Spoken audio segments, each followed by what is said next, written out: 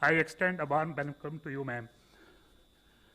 I extend warm welcome to Minister of State for Finance and Corporate Affairs, Shri Anurag Singh Thakur ji. I welcome Finance Secretary, Dr. Ajay Bhushan Pandey, Secretary Expenditure, Shri T.B. Somanathan, Secretary Financial Services, Shri Devashish Pandey, Secretary Economic Affairs, Shri Tarun Bajaj, Secretary Deepam, Shri Tuhin Kant Pandey, Chief Economic Advisor, Dr. K.V. Subramanian. First, the Finance Minister will make her opening remarks, then we will take some questions from you friends. Ma'am, over to you, please. Thank you, and good afternoon.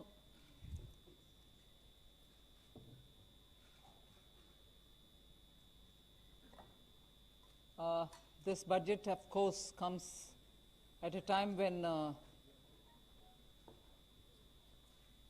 all of us desire to give greater impetus to the economy. And that impetus, we thought, would be qualitatively spent and give the necessary demand push if we choose to spend big on infrastructure. That is why, if there are two important features of this budget, it is that we chose to spend big on infrastructure, which spans across roads, bridges, ports, power generation, and so on. And also to, as a second feature, attend to the need of the health sector. And even there, capacities for better health management had to be brought in the light of what we have gone through in the last year. And therefore, capacity building in health has taken a very big place in the budget. I've just given a probably just a feeler on what capacities we are talking about, whether it is establishing of labs, whether it is establishing of National Institute of Virology, or whether it is looking at the blocks where you need critical care centers, or whether you're looking at testing labs. Let's just remind ourselves that when the lockdown happened, we had probably just a few, two, if I'm right, 2 or 3 testing labs in this country. During the lockdown, that number was increased to a couple of hundred. Now, therefore, one of the things that we've aimed here is testing labs, Institute of Virology, aspirational districts having better health care. So, infrastructure spend for health has gone down to the level of planning for the block level requirements, aspirational district level requirements, state level requirements, and National Institute level requirements. So 2 features, when I said, are one in general spending on infrastructure, for which there is a 37% increase in the budget. 5,45,000 crores is what we are giving for this year. And health, it was also something which received something like 94,000 crores in BE of this year, has gone to 223 lakh crores. So you find big numbers in health, big numbers in infrastructure. But this doesn't really mean that we've ignored agriculture, where there too we have placed emphasis. I've increased, as I read it out in the budget, the allocation for NABARD for being able to send more credit through to the farmers. Agricultural infrastructure development cess is something which we are bringing in.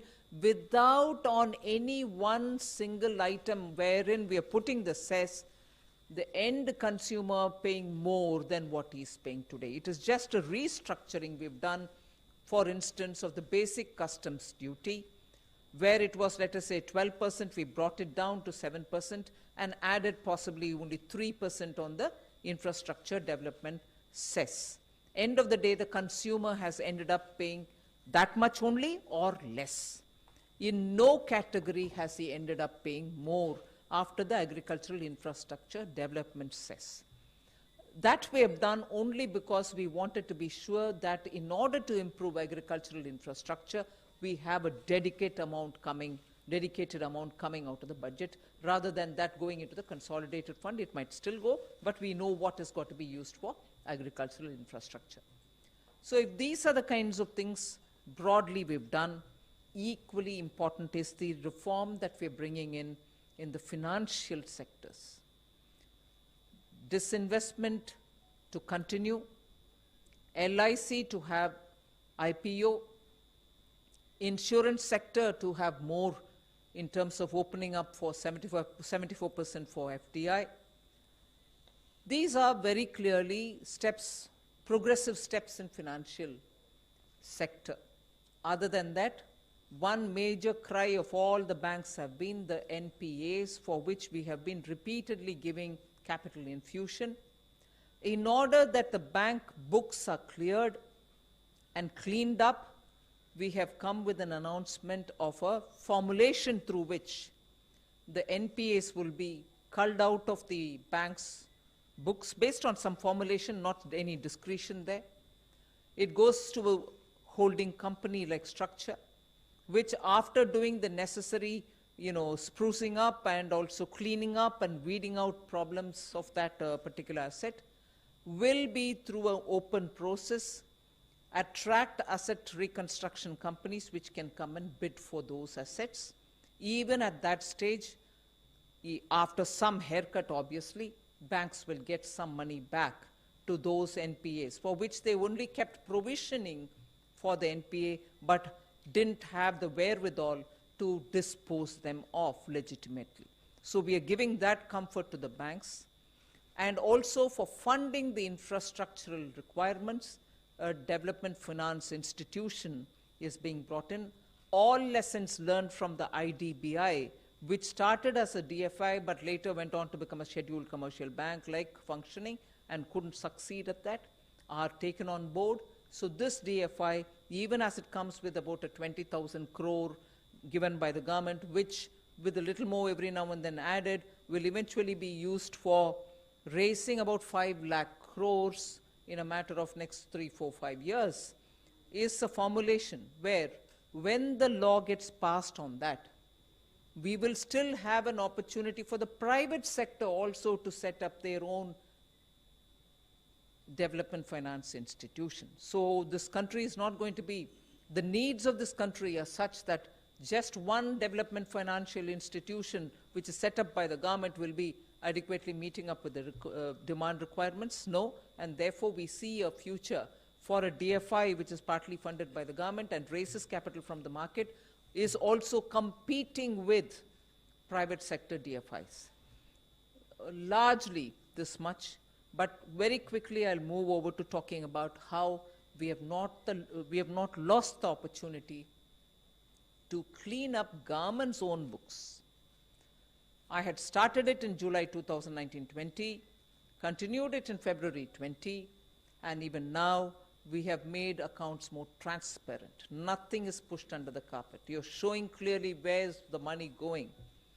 Money given to FCI is also brought on board. So accounting of government expenditure and revenue statements are all now lots more transparent and open, and absolutely upfront stated the fiscal deficit, where everybody was advising, and rightly because everyone had concern that the economy should revive, advising us, please spend more. We not only ensured that capital expenditure of the government was repeatedly reviewed and spending was encouraged and pushed, We ensured that the spending will not get delayed, and that is why, even though we announced one capital expenditure amount during the BE, even that has gone up, that in the RE I had to make additional provisions for it. With that in mind, we have also increased the spending in the forthcoming year. As a result, borrowing increased. Our fiscal deficit, which started at 3.5 during February 2020, has gone to 9.5% of the GDP. So we have spent, and we have spent. Otherwise, your fiscal deficit wouldn't have reached this number. But does that mean that we are going to show it and forget it? We've also given a clear glide path for deficit management and bringing it down. The Finance Commission has also been suggesting that we should be giving a glide path. We have given our glide path, I think, which broadly explains where we are, broadly gives you a broad picture. Specific items are also there about which we can expand, but I suppose in response to your questions. Thank you. Thank you, ma'am. 6.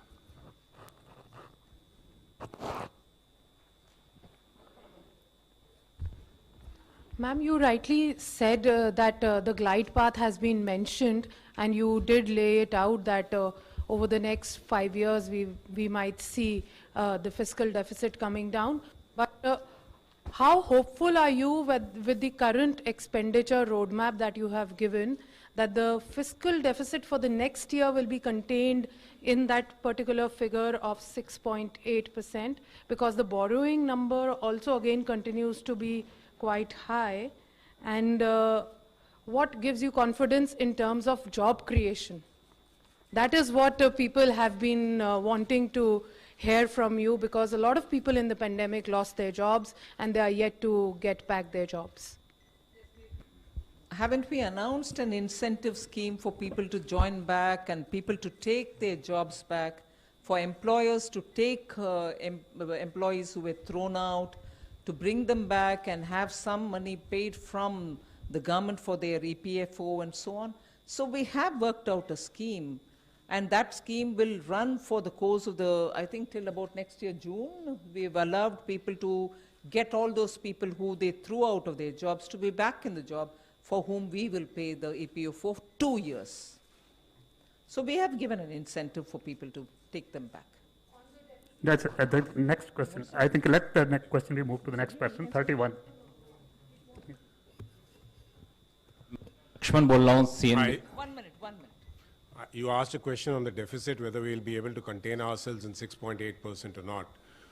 If you notice our revenue figures for this time, the revenue figures, if anything, are understated and not overstated. Because otherwise, by this time, all of you would have been coming out and telling us that we won't be able to achieve. So we have taken our nominal GDP 14.4% and the revenues at 16.7. So the buoyancy is only 1.16. We are hopeful that we will be able to get more than this and also achieve more in the other areas of non-tax revenue and the disinvestment. And we will definitely be within 6.8 and could be lower also. Just to add on the job creation, the significant increase in outlay for infrastructure that ma'am has done will also have a sharp impact on job creation, especially in the informal sector, because construction activity actually creates both positive and negative, spillovers, basic linkages, and thereby job creation in the informal sector. Ma'am मैं है कि से पहले ये कर के establish ज़्यादा से ज़्यादा डिमांड पैदा की हम लोगों से जो सेविंग है वो करने के में ऐसे ये डिमांड पैदा कर सकती है आपके हिसाब से, क्योंकि जो इंफ्रा पे खर्च करने की बात है या दूसरी चीजें उसमें लॉन्ग टर्म डिमांड आएगी, लेकिन इमीडिएट डिमांड है उसके लिए आपके हिसाब से कौन से प्रावधान किए गए? No, that's not true. Infrastructure project may take long time to complete, but the demand creation will happen immediately, because as the work starts happening, in the ground, people are going to get wages, orders are going to be booked for core commodities, for building of those assets. So demand generation happens immediately. The project completion may happen later. Number 10.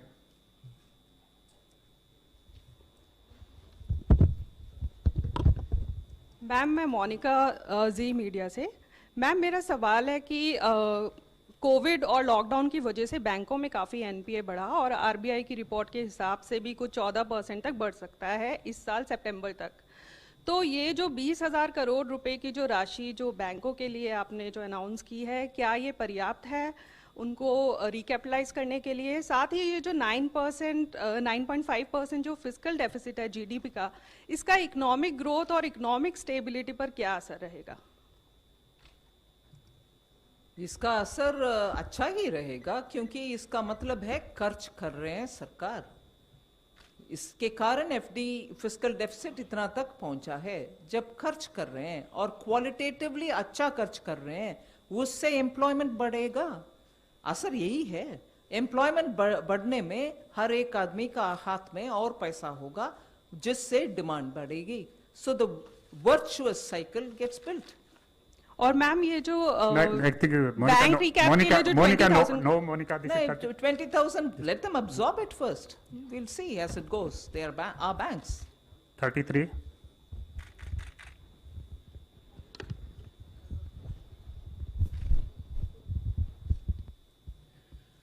Ma'am मैं शैलेश यादव हूँ A9 news agency से।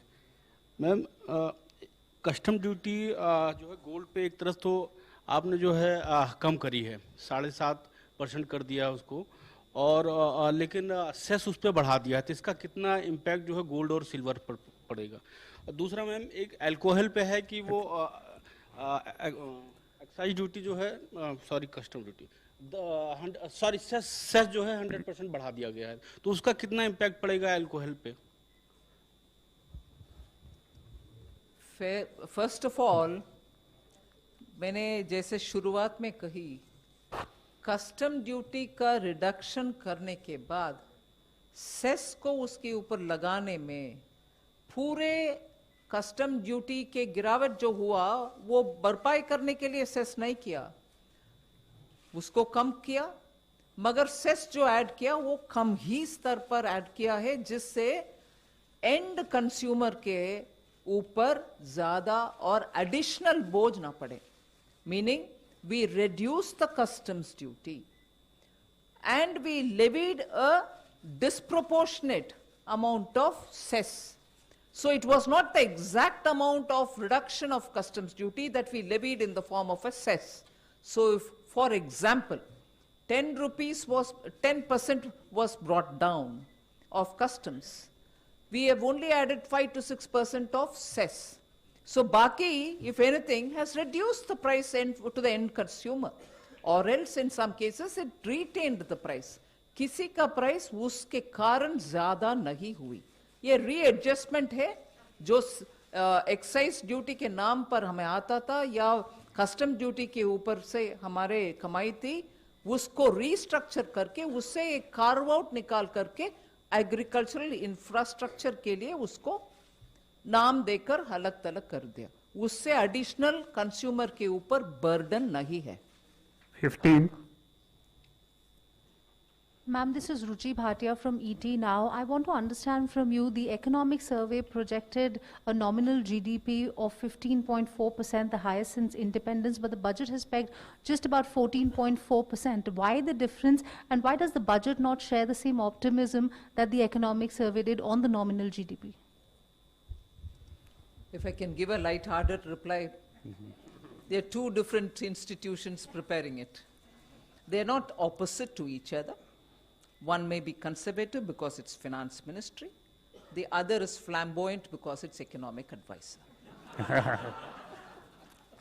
56. नमस्ते, मैं आलोक प्रियदर्शी हूँ CNBC आवाज से।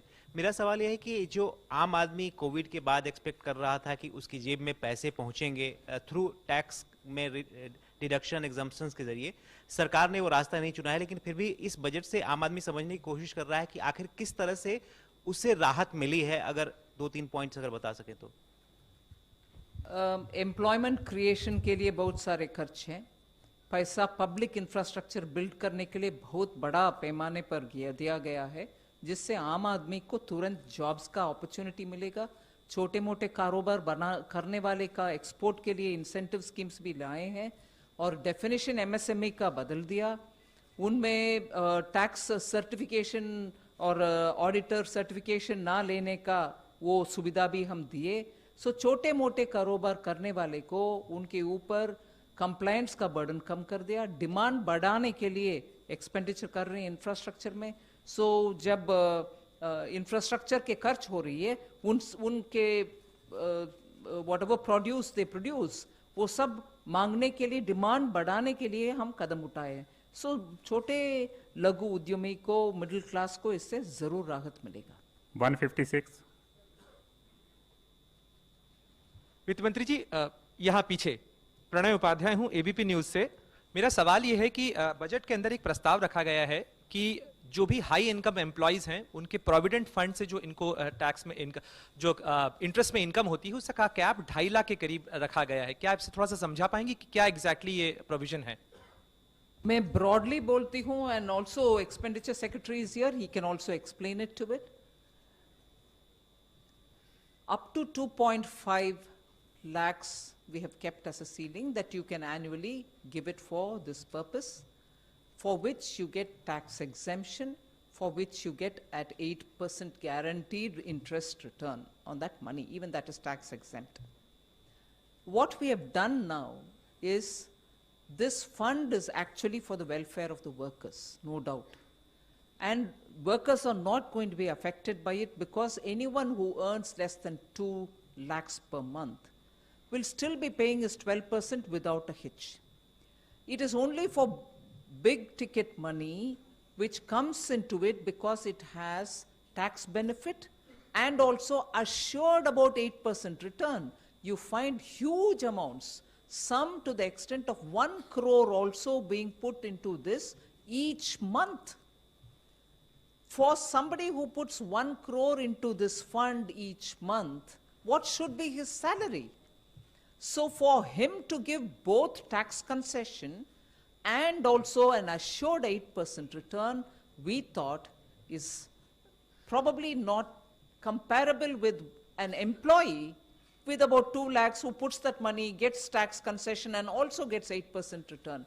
That person who will still be allowed to put money, but of course with a ceiling of 2.5 lakhs, will get for that amount tax concession, and for that amount 8% interest. So we are not reducing any worker's right, but at the same time getting tax exemption and also getting 8% rate of interest for somebody who puts 1 crore per month into the account. We thought maybe is not right, and therefore we have put that ceiling. 1 minute. Somnathan, would you want to explain something more to it? No, I'll just add 2 statistics. The number of people who actually contribute more than the sum that we have indicated is less than 1% of the total number of contributors in the EPFO. So the people it affects is actually those who are not workers by any stretch of imagination, but are using the EPFO, which they were entitled to do, but they are a very, very small fraction of the total number of contributors. 264. Ma'am, this side. This is Abhishek from Republic TV. Ma'am, you made a very interesting mention of a portal for gig economy. I think this is the first time this was found mentioned. Like, what kind of social security measures are we expecting for gig economy, contractual workers, laborers? Because post-COVID, I think the numbers must have swelled.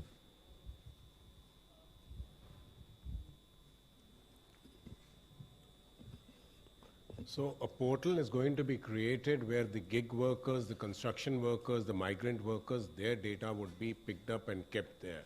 And all the schemes relating to health, education, even the ones that we were trying to do during the COVID times would actually flow from there.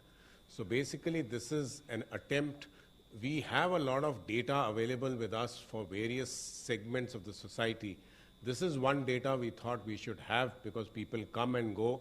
And we saw during the COVID times that we actually needed that. So it is for that reason. And the codes that have come up actually will provide benefits to these gig workers. The contributions will come from their employers, and they would also be entitled to the benefits of social security as much as is available to the labor today. 22. Hi, ma'am. Somesh Jha from Bloomberg Quint. I would like to read out an extract from the Finance Commission report to seek a clarity. It says that keeping in view the strategic requirement for national defense, we have recalibrated the relative share of union and states in gross revenue receipt by reducing our grants component by 1%. So does it mean that the devolution to states is actually 41% and not 42%? And second, you've said that in the Finance Commission, you have accepted the glide path in terms of fiscal deficit. They have said that the fiscal deficit target they have recommended to be at 4% for FY26, and I think we have targeted it at 4.5%.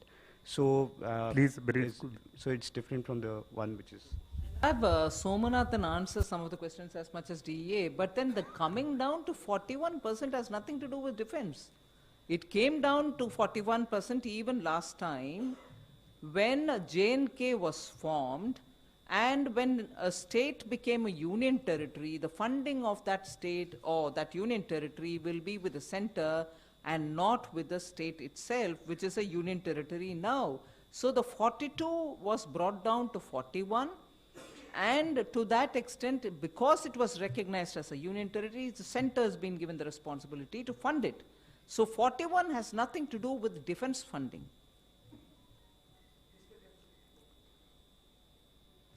The Commission has recommended a deficit of 4% and a conditional extra deficit of 0.5% dependent on power reforms. So that is exactly